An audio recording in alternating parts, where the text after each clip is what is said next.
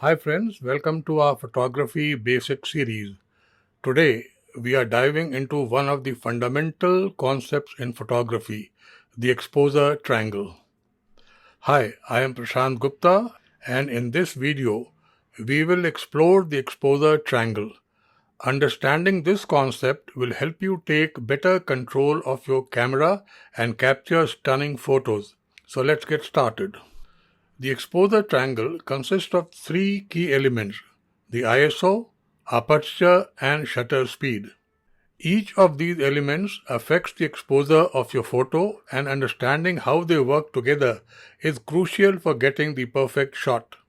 Let's start with ISO.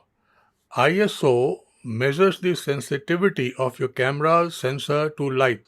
A lower ISO value like 100 or 200 means less sensitivity and is ideal for bright conditions. A higher ISO like 800 or 1600 increases sensitivity and is useful in low light but can introduce more noise or grain to your image. For example, in this landscape photo taken at ISO 100, you can see the image is very clean with minimal noise. This is perfect for bright daylight conditions.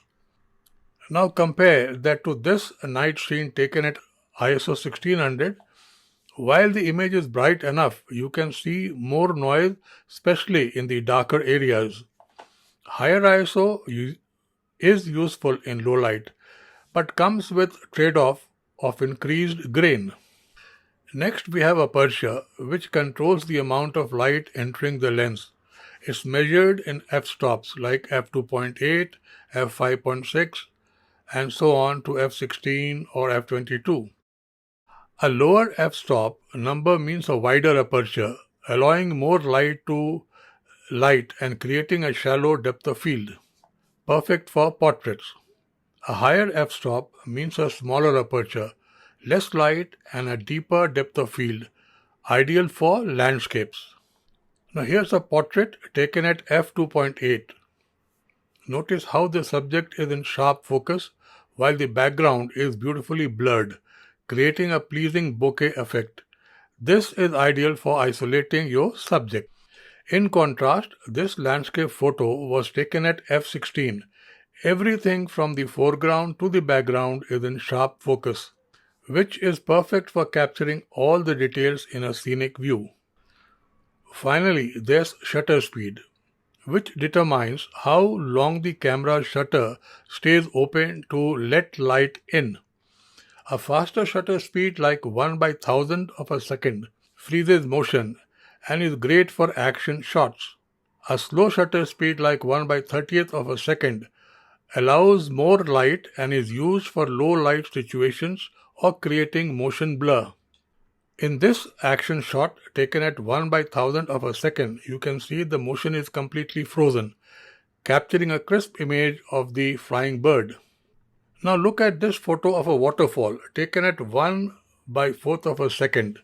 The slower shutter speed creates a beautiful motion blur effect, giving the water a silky smooth appearance. Now let's see how these elements interact. If you change one, you often need to adjust the others to maintain the correct exposure.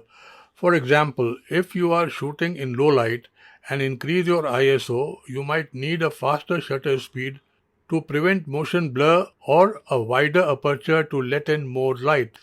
Let's go through a scenario. Imagine you are shooting a portrait in a dimly lit room. You start with an ISO of 100, an aperture of 5.6, and a shutter speed of 1 by 60th of a second. The photo turns out to be too dark or underexposed.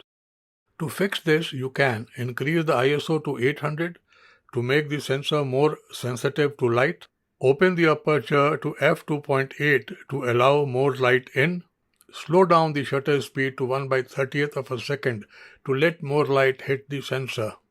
Now here's the before and after. The first image is too dark, but after adjusting the ISO, aperture and shutter speed, the photo is properly exposed with the subject clearly visible. Remember, practice makes perfect. Experiment with different settings and see how they affect your photos. Understanding the exposure triangle will give you the creative control to capture the image you envision. Thanks for watching. If you found this video helpful, don't forget to like, comment and subscribe for more photography tips and tutorials. Happy shooting!